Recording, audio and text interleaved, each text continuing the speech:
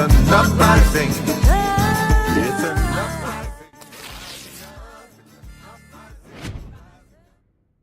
A veteran kills himself every 15 minutes in the United States, you know, holdover from a war that we didn't need, had no business being in. And one of the reasons I'm on this flotilla is because a lot of people see, you know, Palestine or what happens in the Middle East, conflicts in the Middle East is just, that's what happens over there with those people. You know, what can I do about it, right? You know, because of the 20 years of the global war on terror, people have been normalized. Like having military engagements in West Asia is just kind of what happens. And how does it affect them?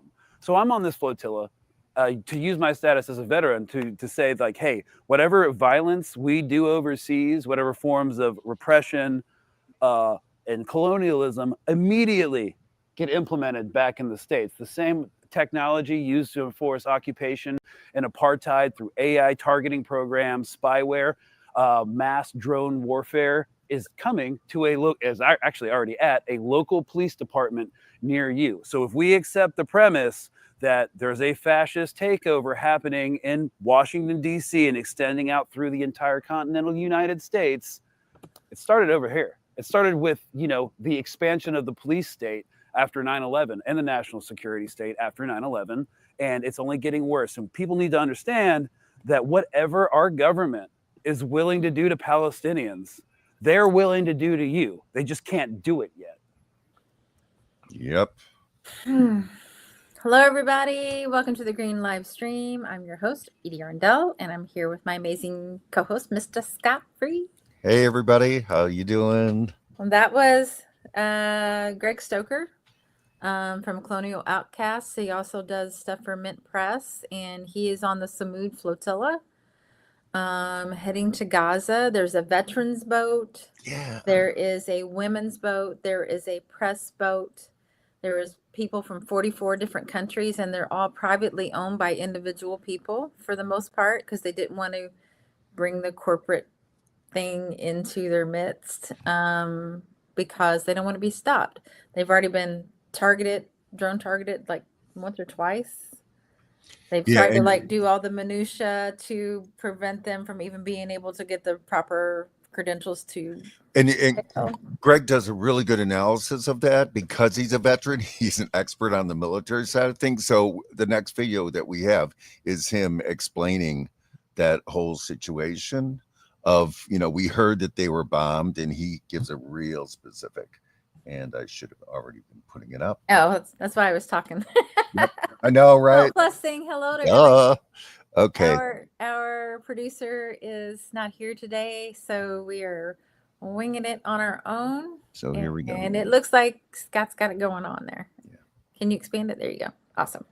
What happened in the days ahead of leaving the Tunisian docks when Israeli drones literally targeted the Sumud flotillas?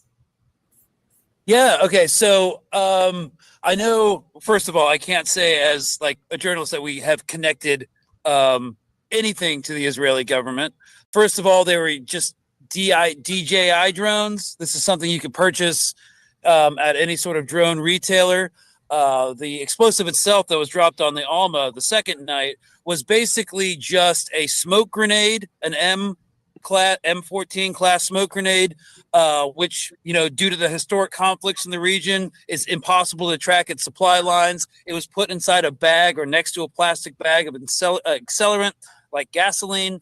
And basically what happened is, what we think, or what my analysis would be, was that a drone flew over the ship, dropped a servo arm, released the package that had a pull trigger on it, and that ignited the bag of accelerant, and it landed on the deck. The smoke grenade didn't cook off because it didn't have a heat threshold, and the contraption was not properly manufactured. And then the firefighting response, which was really fast on the crew's behalf, was able to put it out quickly. So I think going forward, we can see other methods of sabotage, but not using Israeli equipment. This is all stuff you could get in the region. In the city of Tunis itself, there's nothing that really ties it to it, but it could have been a third-party actor with Zionist sympathies. But as you can see, it was really sloppily done. The contraption itself really didn't go off. And what it did allow us to do was revamp our security and drone reporting parameters. So it actually helped the flotilla. So we're heading along now. We're just south of the coast of Sicily, about to link up with the Italian flotilla and try to head to Gaza altogether. However, there's some pretty strong gale force winds coming in tomorrow, so we're going to have to make some weather decisions. I would like to remind everybody that this is going to be a multi-week process. We are under sail. We didn't use any commercial ships or any fishing vessels because they require different licenses, which are really open to sabotage and bureaucratic warfare. So we're all on like private sailing vessels that we cobbled together through a grassroots funding campaign. So we're going there a little slowly. Everybody wishes we could go faster. We wish we could go faster because, as we know right now, as of a few hours ago, we've learned that the Israeli military, during their assault on Gaza, has shut down all internet, and the only people that can now transmit are people with eSIMs, and it's almost impossible, and it takes a long time to upload videos. So this is very intentional as they, set the stage for the final solution in Gaza, that they're shutting off the internet. So what they're doing right now at this moment, at time of recording, happens in darkness. Let's pause there. Yeah, so this is Mint Press News. And sorry if I kind of buried the video a little bit, but yeah, what he said, no commercial, no fishing boats, because they're also trying to use lawfare to keep them from doing what they're doing. I have a great amount of respect for Greg Stoker putting himself out there, and Scott's actually met him once, which yeah, he's a little jealous. I know. No, he was great. We hung out for a little bit, Yeah.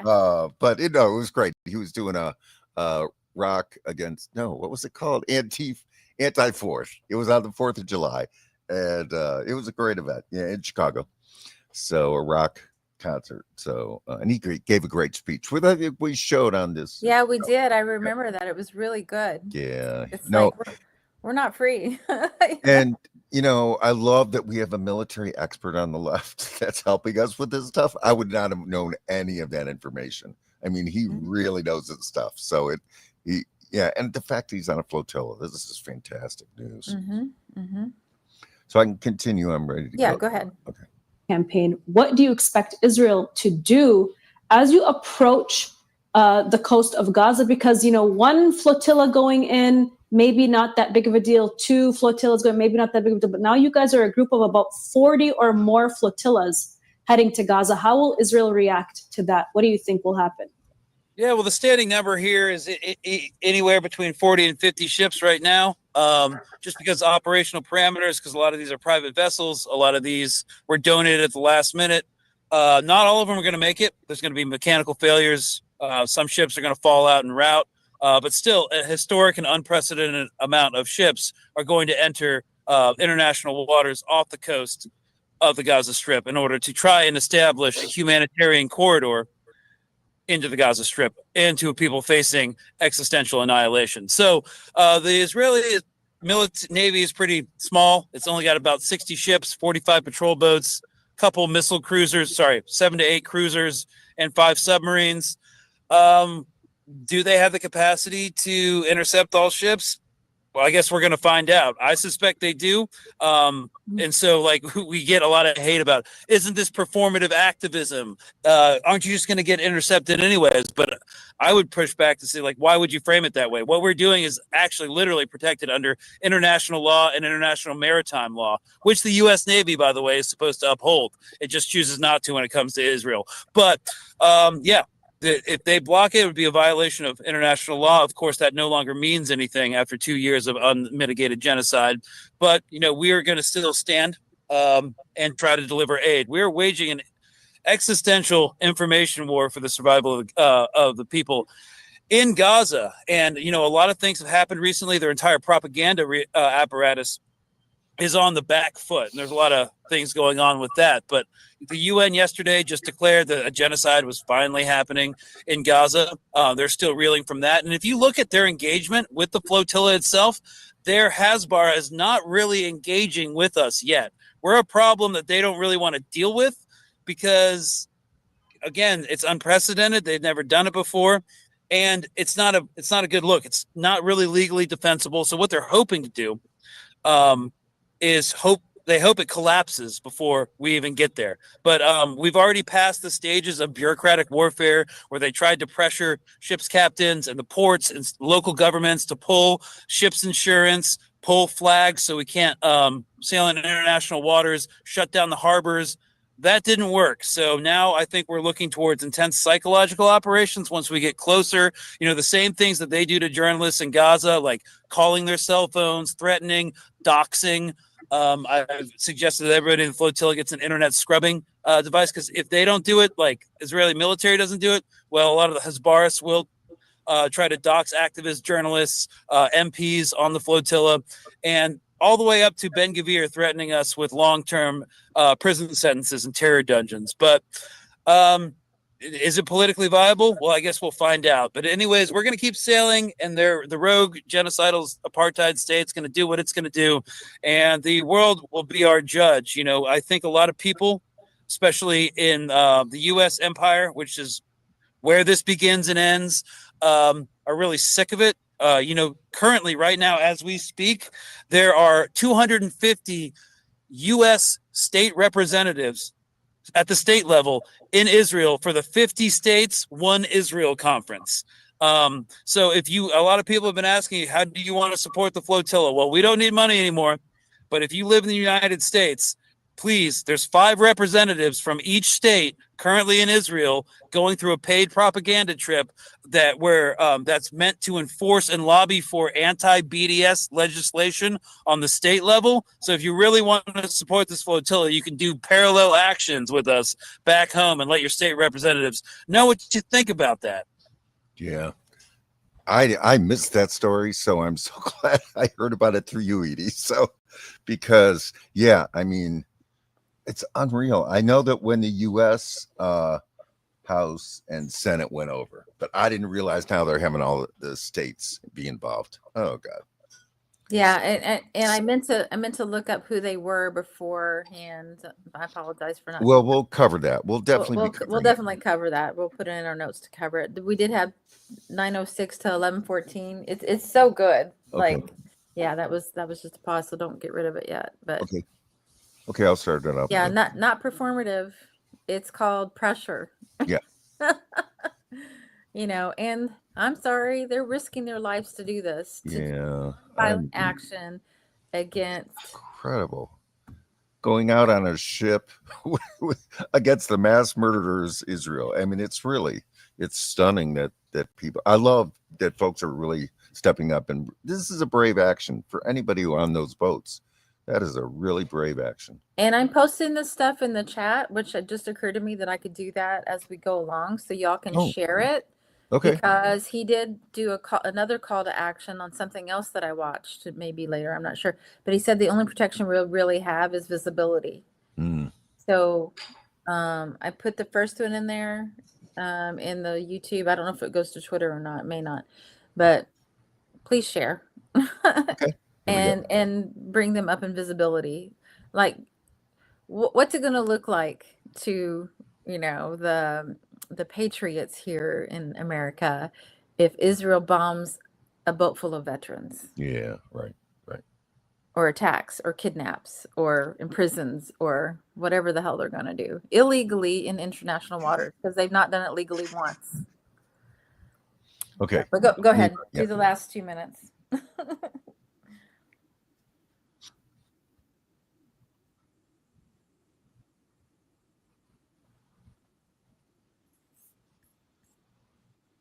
You still got it? Yeah, there it is. Are you trying to get it in the right space? I think it is 906 to 1114. Well, actually, Lloyd Doggett, my state representative, my congressional representative out of Texas, made a statement that I should be allowed to pass.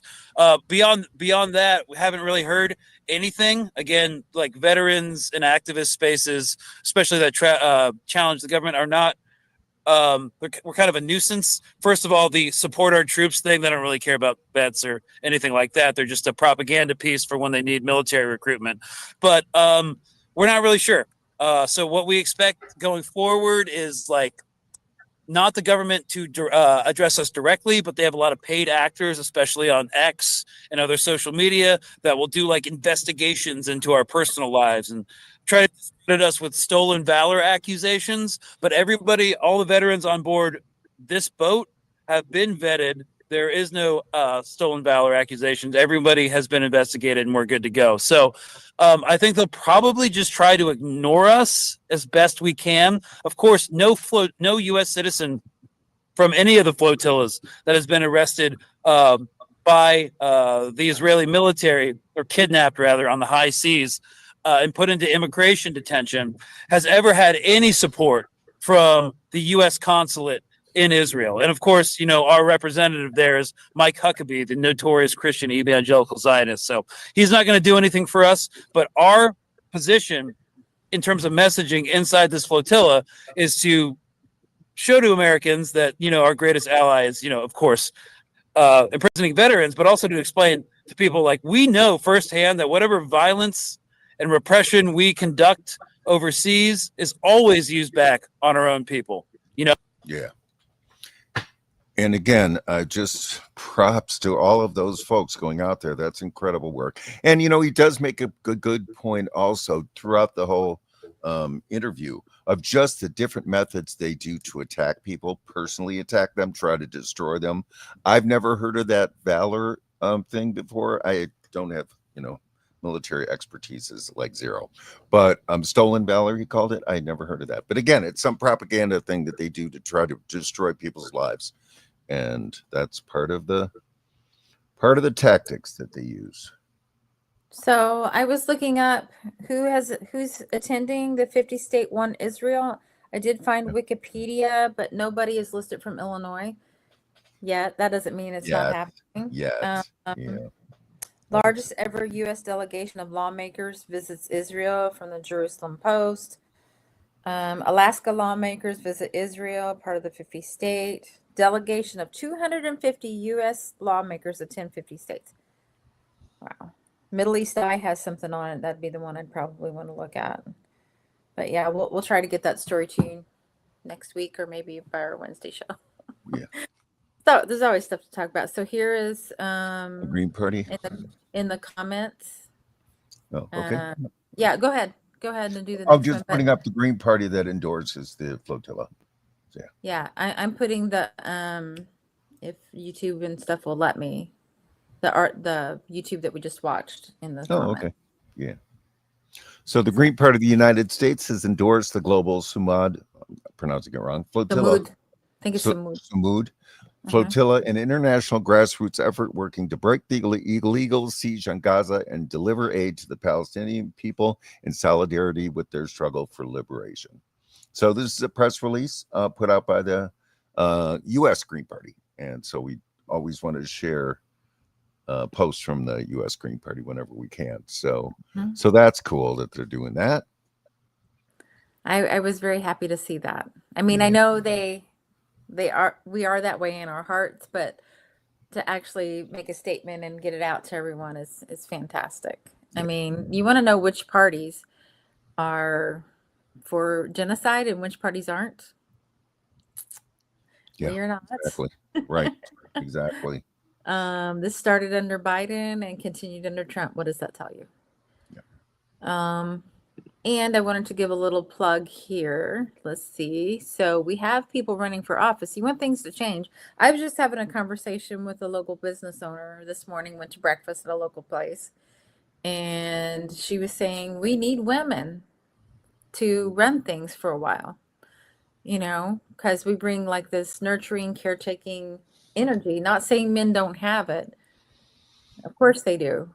But they're, you know, there's a lot of brainwashing that goes on of like, you got to be tough. You know, you can't have emotions. You know, you got to be the macho dude or whatever. But women don't have that problem. Well, except, you know, the problem with that concept is that the Democratic Party has also used that concept. And they get the worst of the worst women to promote, right? So it's more than that. I mean, it's a good gesture, but it's got to be way more than that. Just the gender does not determine whether the quality of the person involved. Right. So that was what she said. Yeah. And what I said, okay. Yeah, that's why I'm running for lieutenant governor. And our possible governor candidate is also a woman. So you want to support women? Vote for us. There you go. Absolutely right. Kind of pivot. There you go. Working class women that know what it feels like to work hard, get up early, go to work when you don't feel like it, be harassed by your boss because you didn't do it fast enough or whatever. You forgot this one thing. Everything else was perfect, but this one thing, so they'll rag on you about that. Right. No, we know I know what it's like to be a single mom. I know what it's like to not have enough money in the bank and go in the negative. Like, like they say, it's expensive to be poor. Yes. Because once you get one charge, it starts adding up. Then it's hard to stop the trend. Like, oh crap, I went under, and then a couple more things might hit, and then you've got $60 worth of overdraft charges or whatever. Yeah. So you need people in there that understand what it's like to live in this world in the real way. Not these politicians that, they're fine. Again, I'm only learning this stuff, starting to be really thoroughly involved with the Green Party. And that's to really get that concept that people running in the Green Party are volunteers, people. That's what this is. These are not career choices. If you're running as a Democrat or a Republican, those are career choices. And that's why they make the decisions they do, because it's all about their careers. None of us here are trying to do anything about a career. This is trying to help people. I'm an artist. Yeah. This is trying to help. A musician. So that's what we'd rather be doing, but the world is calling us to do this. So we're answering the call. Right. I put on the ticker at the bottom. So these are all the people that we know of so far that are running for governor or me, lieutenant governor. And once our governor candidate is official, we'll put her up there as well. Yeah. So, and I guess I should do this now while we have a minute. So the rally for Amtrak is today. It's happening all across the country. They're trying to privatize Amtrak, and we need more public transportation. What happens when you privatize something? Cost goes up, service goes down. Evidence, healthcare system. When I had my son a long time ago, I won't say when, that's going to age me, but I paid $5 for my phone and 0 bills. Yeah. And now it's I don't even know, thousands of dollars to have a kid. Thousands. Oh, yeah. So that's what happens when you privatize. The insurance centers lies, the more they raise prices, the more they tell you no. Yeah, I'm not sure if it was ever good, but it's certainly worse. Kind of good. I mean, you go have a baby, you don't have a bill. Right, but compare that to healthcare. You cannot. There's no argument in which health insurance beats out health care. Oh, I know. Right? I know. Yeah, that's all. I'm just saying. A few decades ago, they used to at least do what they said they were going to do. You know, you pay them, they pay your bill, and now that's not even the case. They don't even pay the bill.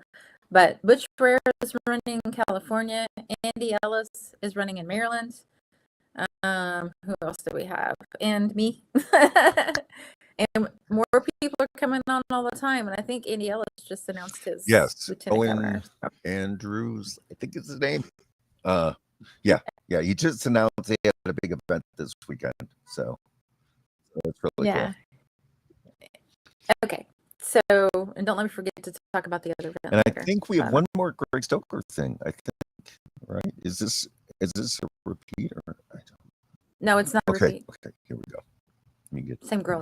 Okay. Actually, really concerning to me because it raises the threat assessment for the flotilla in a very real way. Because the Trump administration is now framing any action that it doesn't like, and it doesn't like this action, as left wing. You know, this entire flotilla action is a left wing endeavor. That's what people say about it. So, will they give more cover for Israel to act with impunity? We've seen what the Trump administration, a boat full of 11 people with a drone strike, and then recently another boat in violation of international law, extrajudicial killings. Everything that's happening right now is making the world, from a global security position, a whole heck of a lot less safe. And the assassination of Charlie Kirk is just going to be used to fuel fire for more impunity, more extrajudicial policing, and execution. ramifications, and that's what we have to look forward to. But there is a lot of the propagandists would like you to suspect.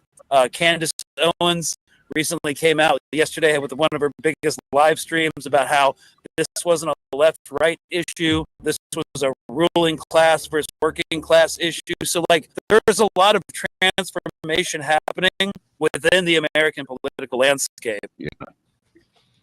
Yeah, that was excellent, and thank you for finding that, Edie. That's, and we're going to get way more into depth about that whole issue, about how it is now the government is absolutely turning their sights on anything that they call left wing, and that's who they're going to attack. So that's coming in so many different ways. Mm-hmm. Yep. Yeah, I mean, they're just politicizing it, and I don't, out of the gate, like 3 different theories were happening. So, 2 of them, at least 2 are wrong. I mean, Trump was saying it's the radical left, and then we find out that the guy that they have is, right winger, and not yet Netanyahu. And he's not even. I mean, he's saying he didn't do anything. And then we're going to play a clip later that was really interesting. Is that the next one about Michael Savage? I can't remember. No, now we're going to get into Charlie Kirk starting questioning Israel's motives and at the Turning Point USA. It's like clips, super fast clips, but yeah, I'm going to show that now.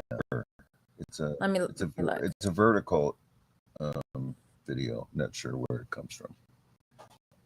Let me get it going here.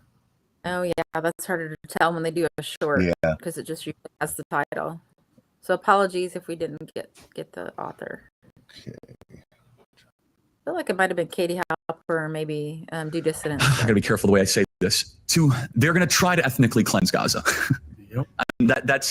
I don't use that term lightly. Okay. Before Charlie Kirk was killed, he said Charlie Kirk fears that Israel will kill him if he continues ahead, providing space for Israel critics. Charlie kind of starting to question the amount of influence that Israel has in U.S., not only domestic politics, but foreign politics as well. I just don't think we should go to war with Iran. Is a nuclear weapon Iran a threat to America? Probably. Could be. It's a threat to Israel, but is it a threat to America? I mean, India has nuclear weapons. Pakistan has nuclear weapons. But he's one of the only people to go to the Oval Office and say, sir, I totally understand, but a war with Iran could really hurt our country. He took massive abuse from his own donors. And they expressed it to him in a very intense way. I know because he showed me. He's talking about October 7th possibly being an inside job. I still have the same gut instinct that I did initially. I find this very hard to believe. I've been to that Gaza border. He starts to question whether Jeffrey Epstein was an Israeli Mossad agent. Epstein, with his little friend Ghislaine and Ghislaine's father, Robert Maxwell, who is obviously a spy of the Israeli intelligence agencies. The evidence that shows that Epstein was a creation of either Mossad, Israeli intelligence. And it all blew out into the open at TPUSA's July Youth Summit. Might have been Tallahassee. Yeah, Tucker gave the speech. Right. Jeffrey Epstein was working on behalf of intel services. It's extremely obvious to anyone who watches that this guy had direct connections to a foreign government. Now, no one's allowed to say that foreign government is Israel because we have been somehow cowed. But it wasn't just Tucker. Megyn Kelly had started questioning Israel and Mossad, given his connection to Ghislaine Maxwell. Comic Dave Smith, who, like myself, is a Jewish anti-Zionist. But there's no reason why we even have to be enemies with Iran. This is Israel's problem. We don't need to be involved in this. Sorry, we got our own issues here.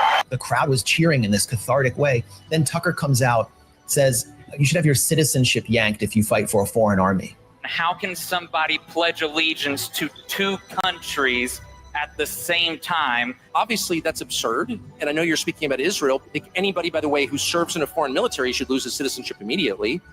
There are a lot of Americans who've served in the IDF. They should lose their citizenship. After that, he started getting publicly attacked. Ben Shapiro and Mark Levin, the 2 biggest Zionist enforcers in the media. Laura Loomer, we all know who she is. She publicly attacked Charlie Kirk and said he basically had to step down. Honestly, the way you are treating me is so repulsive. I have text messages, Megan, calling me an anti-Semite. There's another article out in the Times of Israel today. I could read it on air. I was just reading before I got on. Charlie, what are you doing? Like, why are you? What am I doing?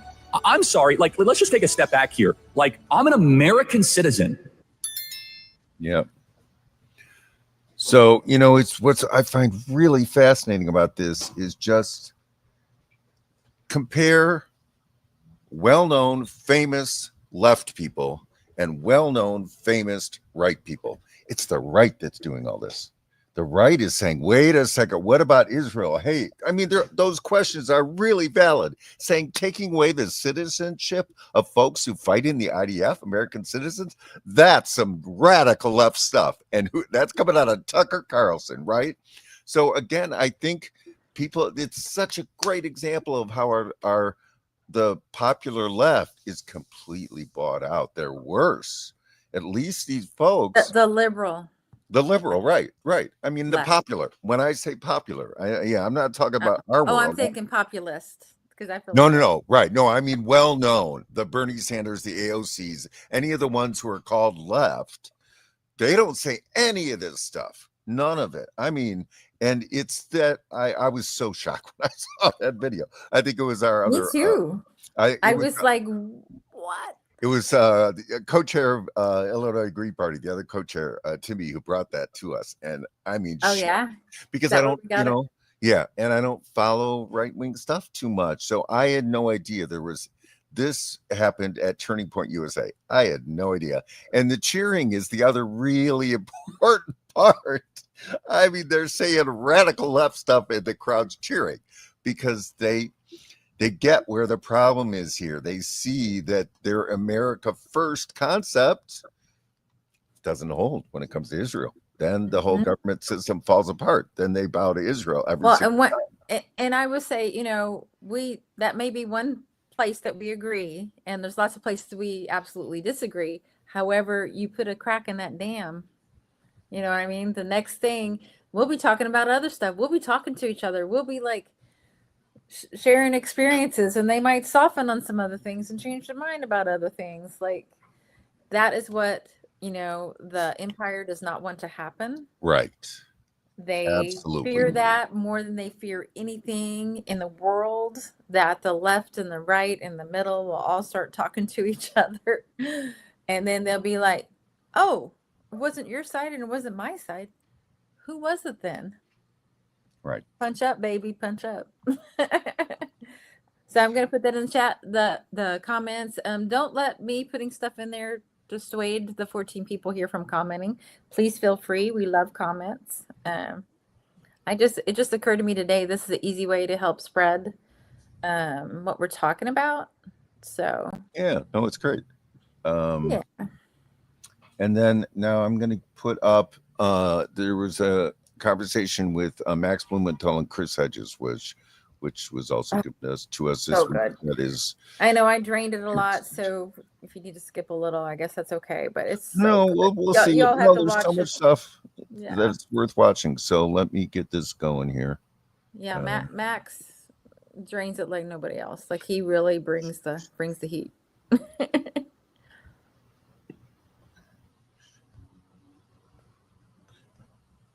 Sorry, it's like a 5-step process to get this. That's okay.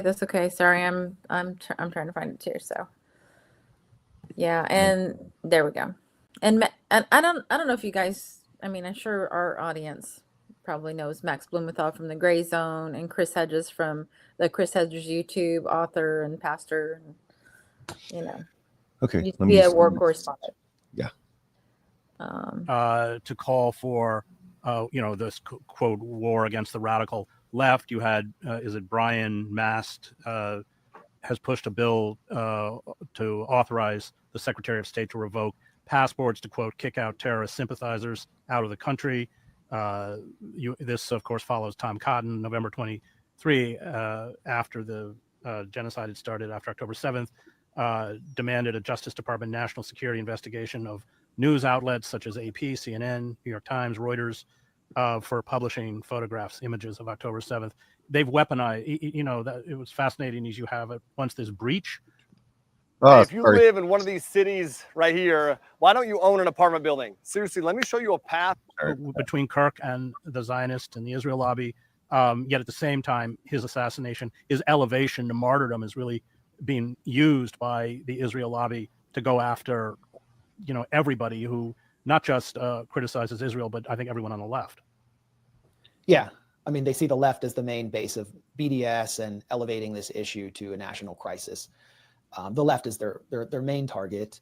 Netanyahu sees a marriage of radical leftism and Islam, what David Horowitz called the Red-Green Alliance, as the main threat in the U.S. And so in his first Fox News appearance, before the suspect's identity, the main suspect being Tyler Robinson, was even known, Netanyahu blamed Muslims. He blamed radical Islam for doing this. The same way that he declared in comments to Ma'ariv, or reported in the Israeli paper Ma'ariv in 2008, that 9/11 was good for Israel.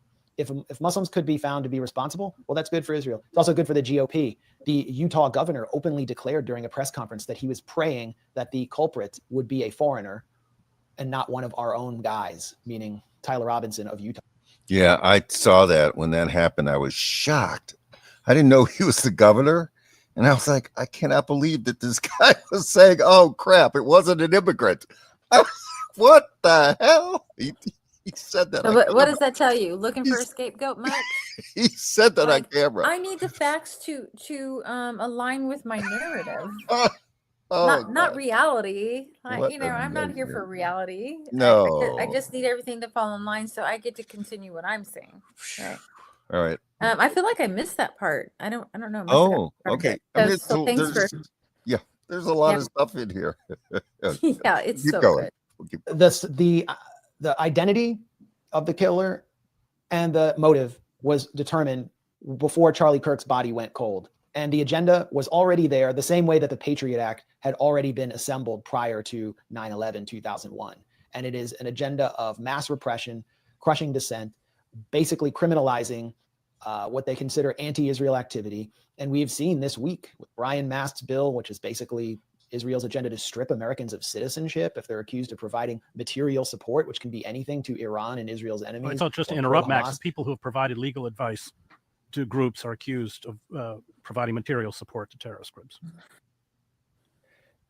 Yes. Okay. And there is no due process for them under this bill. Normally it would go to a court. In this case, it's left up to the exclusive authority of the Secretary of State, someone created by the Israel lobby, basically an AIPAC plant, Marco Rubio. And where's Marco Rubio right now? Marco Rubio is kissing the wall. He right now he's leaving the Kotel in the old city of Jerusalem, where he was forced into, he had to carry out this humiliation ritual that every US politician who wants to rise does, where they have put on a kippah and Netanyahu takes them to the Western Wall and they have to basically kiss the wall. It's like, up against the wall, motherfucker, you want to be a politician?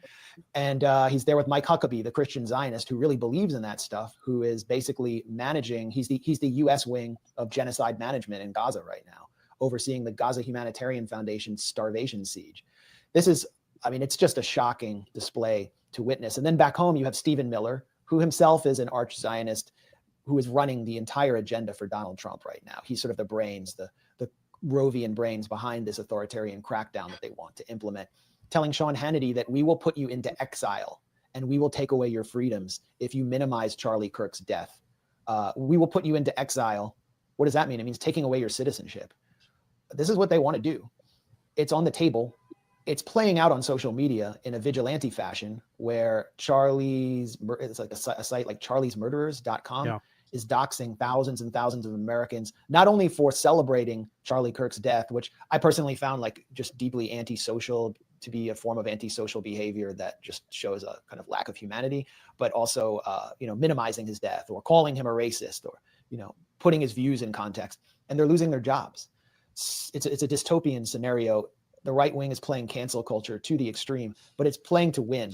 Unlike the left, which was sort of just trying to enforce a very narrow moral code by getting people canceled or going after, people in the media within their own media organizations and so on. The right is playing to win. They want to fully isolate dissent. Hey, it's Adam with Vanish. Sorry about the commercial. All right. What you just seen right left-wing dissent from society, and they're exploiting this in a way that raises a lot of questions. There's been no full investigation of this shooting yet. Tyler Robinson is not cooperating. I haven't seen the confession. Apparently everyone close to him is cooperating. We don't have the information, but they don't care. They want to ram through this agenda, which totally dovetails with what they've been doing with ICE. ICE isn't just about immigration.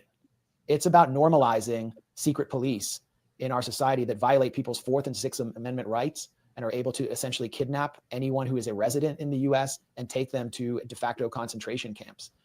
And the budget, Trump's big, beautiful bill, has put these secret police on hyperdrive. The kidnapping of Latinos who are suspected of being undocumented migrants is a pilot program for a larger agenda. Yeah, without question. I mean, and of course, the expansion of these detention centers are, regionally going to have, in essence, de facto concentration camps dotted throughout the United States. What do you expect to see coming? I mean, they've gone after George Soros. I mean, the insanity of it, but what are we going to see in terms of their game plan over the next few weeks and months? Well, I mean, I hate George Soros, and what he's done across the world is malign. I mean, he's a CIA adjacent. Well, let me just interrupt, Max. I mean, George Soros did exactly what the AID democracy initiatives did, which is crush any kind of popular resistance movements. I mean, that's the kind of final irony, but yeah. Exactly. And this relates to a wider conversation, I think, about the left. The post-BLM left is the role of foundation money in the left. I know Christian Parenti's working on a book about this, how this foundation money from the Ford Foundation, Open Societies, was basically used to suppress and sort of neutralize anti-war and class-based activism within the left and get people more focused on issues that didn't threaten the Democratic Party, which was controlled by the rich, like anti-racism. Not understanding the racialized roots of poverty, but just this vague concept of anti-racism and all of these other social issues. It's a sort of separate conversation, but where. And yeah, I think that's kind of important. I didn't really get what Chris meant by when they went after George Soros, but yeah, George Soros has to do with Ukraine, I believe.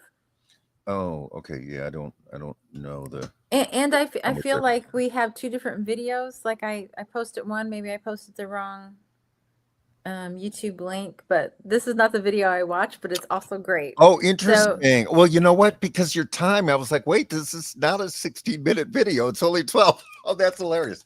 But I thought this thing was so good. It's packed. It's absolutely packed. But yeah, I mean, he makes a good point, the whole BLM thing where they wanted to, again, they always wanted to make it something other than class. That they wanted to, they funded the leaders of BLM and kind of it dissolved the urgency of that movement, like they've done with so many other things. I mean, that's a common tactic that they'll use. But yeah, and I'm gonna skip ahead. Yeah, because we're down to almost 15 minutes. Okay. I'm going to skip ahead here, but just catch the last Go ahead. part. I will continue talking about the Green Party because that's where we are. Well, I'm ready to go, actually. I was just going to say that in my community of Carbondale, Illinois, we are having a Revolution for Peace. It's a community conversation tomorrow, 10 a.m. to 2, and then it's Gaza time, 2 to 3, like always. And then 3 to 5, just bringing all of our different groups together so we can, create, engagement and figure out how we can help each other and how we can keep each other safe, because that's what it's going to come down to, and how we can fight back. All right. That's wild. So the one I posted in the comments is not this one. So. Okay.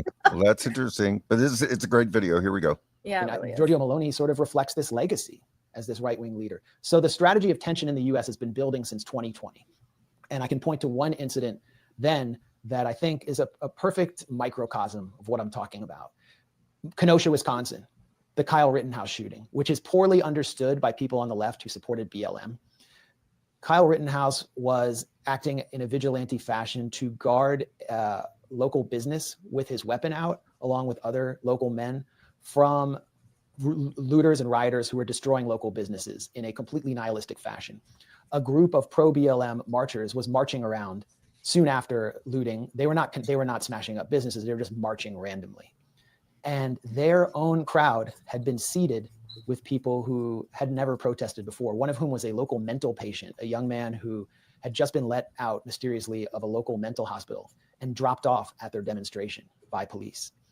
The police directed the marchers directly to where Kyle Rittenhouse and his group of vigilantes were.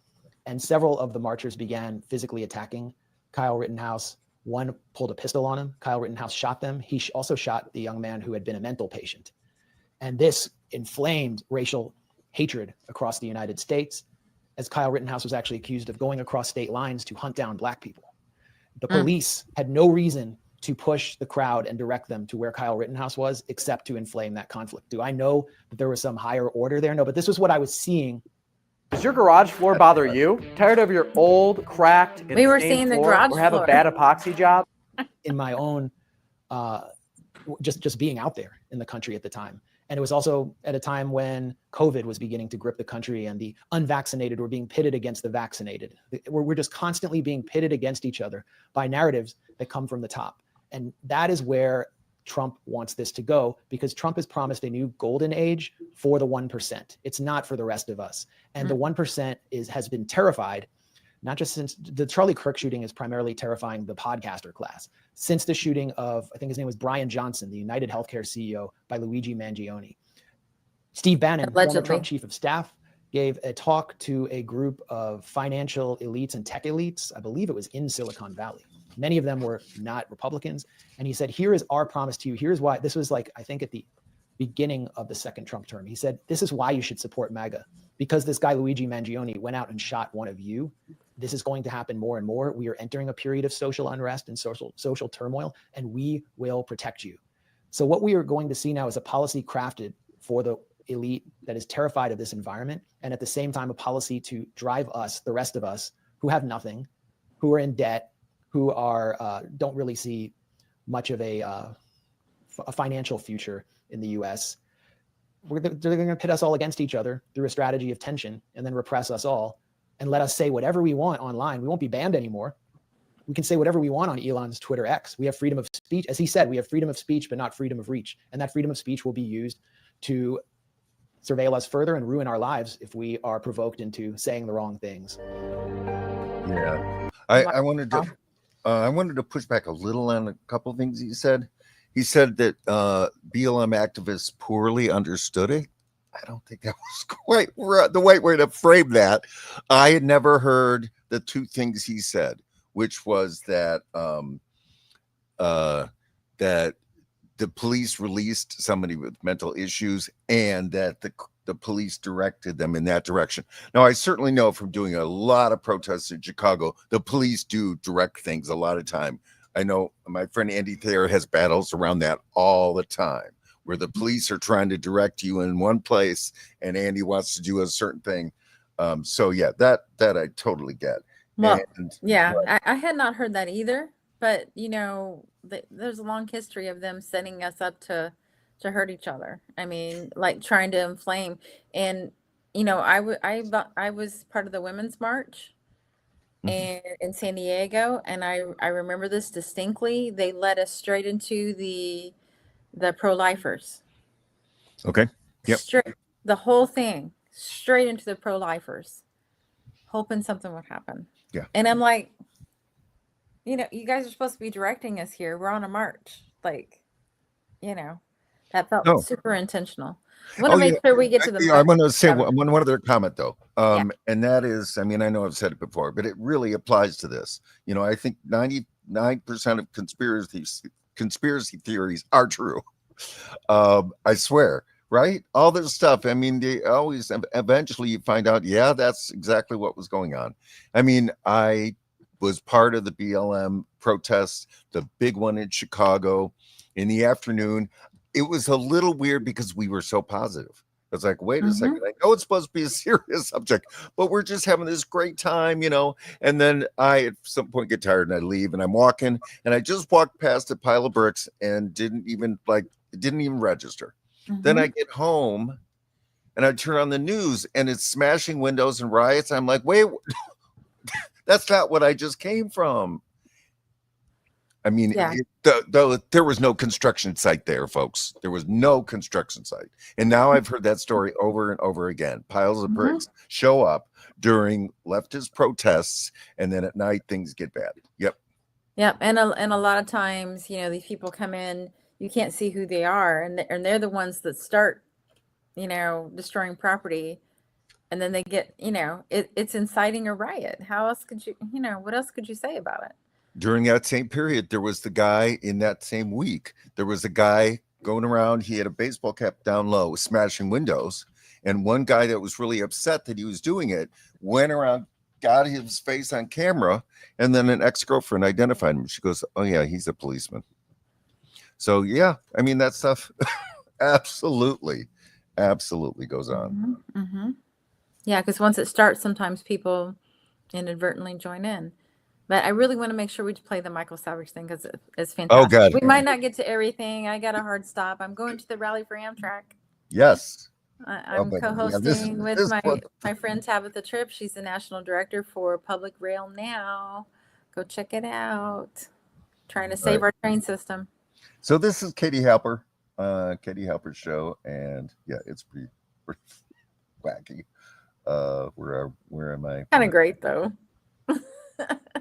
I love seeing them, the right, being as mad as us about things we kind of agree. Man, something's wrong. Yeah, he really goes for it. MAGA man, Michael Savage, who is no leftist and no critic of Donald Trump at all. Something's wrong. I know I shouldn't do this. I'm risking an awful lot to go up against this FBI, the MAGA FBI. They're trying to claim he removed the barrel from the Mauser and fit the receiver and stock in his backpack and barrel in his pants leg all in 2 seconds. It is not easy to remove a Mauser barrel or index it after reinstalling and remain accurate. We are not hearing or seeing reality. We're supposed to believe a guy is on the run after killing Charlie Kirk, and he pauses in the woods to reinstall a barrel, and he leaves it for us to find, the FBI to find. I can't take the bullshit from this fucking government. It's lying to us. Oh, and the trans stuff on the cartridges, bullshit. Something is wrong with this whole fucking picture. I flew with Donald Trump in Air Force One. I consider him close to me. I have not been able to get near him since this administration took hold.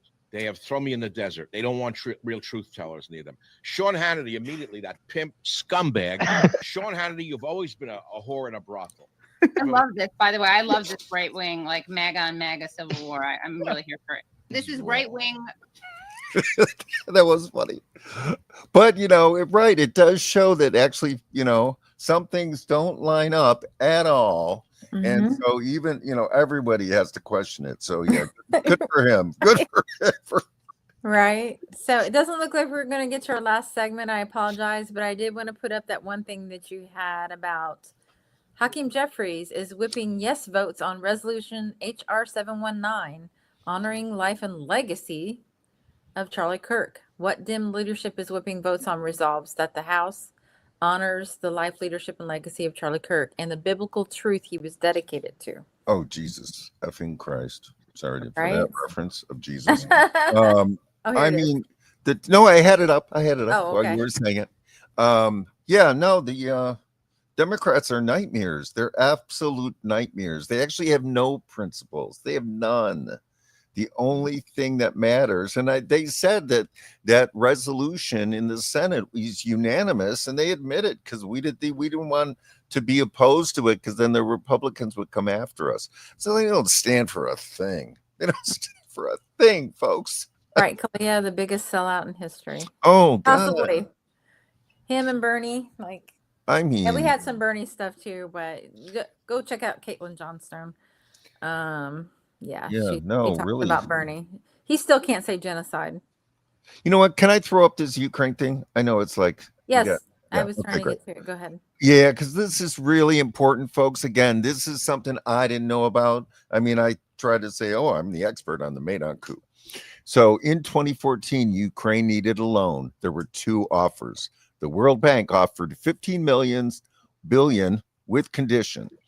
1, lift the ban on private sector land ownership. Bingo. 2, cut pensions and fuel subsidies. Russia offered $15 billion too, but without the austerity and privatization requirements. Ukraine President Yanukovych chose Russia's offer. So the U.S. instigated a coup, ousting Yanukovych. The coup government accepted the IMF loan and conditions, austerity and privatization. multinational consortia with U.S. capital have already bought 1/3 of Ukraine's farmland. So that's always the source. You know, we see our government getting involved in the coup, and we see them there, and we're like, why are they? You know what? And we get that they hate Russia, but here's where it initiates. It initiates because they want to grab the land. The corporations want to grab the land. They tell our government what to do.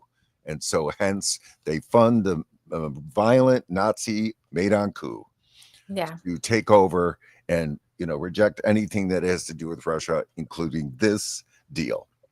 $15 billion deal. It's a pressure campaign to the point of, I think the guy fled the country because they were going to kill him. Right. Like this, I mean, it's not even America first or Israel first. It's corporations first. Corporations we first. Just go get what we want. Let me do a quick rundown of what else that we kind of skipped. Bernie Sanders is a Ghoulish Zionist by Caitlin Johnstone. I'll put that in the thing. Yeah. But the last section, U.S. Empire comes home. Gavin Newsom is clearing out homeless, you know, and posturing about how he's doing a good job, like helping out. But what they don't tell you is that the stuff he's working on will only benefit the real estate moguls and the rich. It's not going to be, you know, a lot. There's an abundance of empty luxury stuff, but there's still homeless on the street. And he was in support of Trump on, I think it was that real estate deal. I can't remember which one, since we're not going to play it now. Yeah, I just want to add that a quarter of all homeless people in America are in California. And the other point that was made in the video is that it could very easily just get rid of the bill that exists, the law that exists in California right now, which makes it illegal to have rent controls. All they got to do is get rid of that bill. And then they can start having some rent controls and have more reasonable rents. I mean, they're way too high. They would have to come down. But it's still that it again, and that's so much in the state politician world. It's all about the real estate. The real estate runs the state politicians, and the military industrial complex runs the national politicians. That's what's going on. Mm-hmm. So I'll put this in the chat along with federal agents tear gas detained protesters outside Broadview ICE facility. So now they're tear gassing protesters. Yeah, that's really hitting Chicago right now. It's too bad we're not covering it, but yeah, we'll cover it more next week because it's just starting. They were out in Broadview at the regional ICE, and it was, oh my God, they're throwing, and these women are up in the front. They're on the front lines, and they are throwing them. I mean, it's some brutal videos. It's really, really horrible. But yeah, at least Chicago is trying. And there's a great, do I have the little picture of the, so I thought it was a great idea that they're telling residents to get whistles and go around and follow ICE and just start blowing whistles to just, announce to people that they're coming. I think that's fantastic. Oh, we didn't do I love that. Thank you, little village residents. Yes, absolutely. Yeah. Yep, absolutely. So I think that was about it, and we're almost on time. What do you know? When we really get going, we really get going, don't we? Yeah. So Sunny FX says greetings to you all. Thank you, Sunny FX. Yeah, so we wanted to close with something funny, and it took me a while to really get a feel for George Carlin. At first I was like, wow, he's really harsh, but now I get it. So we'll close with that, and we wish you all well. Stay, energized, and don't let the bastards get you down. We got to pull together as a community and get out there and vote green. All right. Yeah, there we go.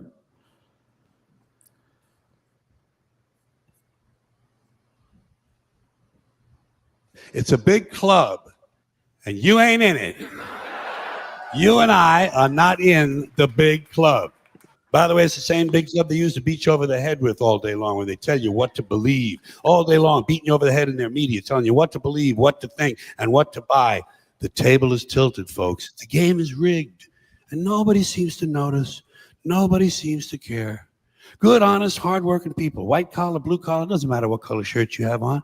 Good, honest, hardworking people continue. These are people of modest means. Continue to elect these rich cocksuckers who don't give a fuck about them. They don't give a fuck about you. They don't give a fuck about you. They don't care about you at all, at all, at all. It's a... Yep. Thank you, George Carlin. Oh my God. Yeah. Isn't he fantastic? Yeah. Yeah. Yeah. Wow. He had it down long before I He really did. He did. He got it way before us. Yes. Mm-hmm. Yeah. Huge fan now. And the younger generation would, well, even millennials don't really know George Carlin. I was talking to my daughter. She's like, George Carlin. I'm like, what? Yeah.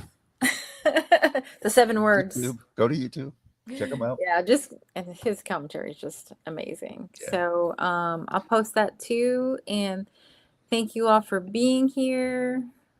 Thanks everybody for coming in tonight. And Wednesday we're back with a guest. I don't remember who, but we're here every Wednesday night, 7 p.m. Central Time. I believe correct.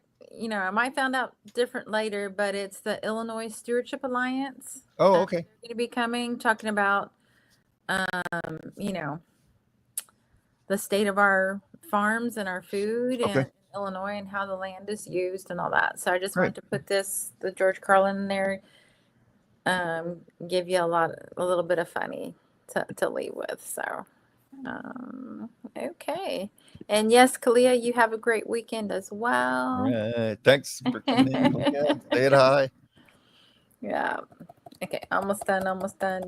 Do. There we go.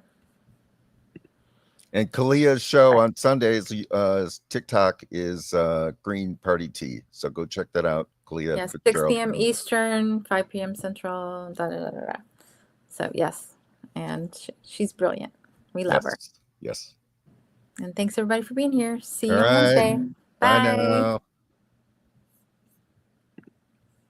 An uprising around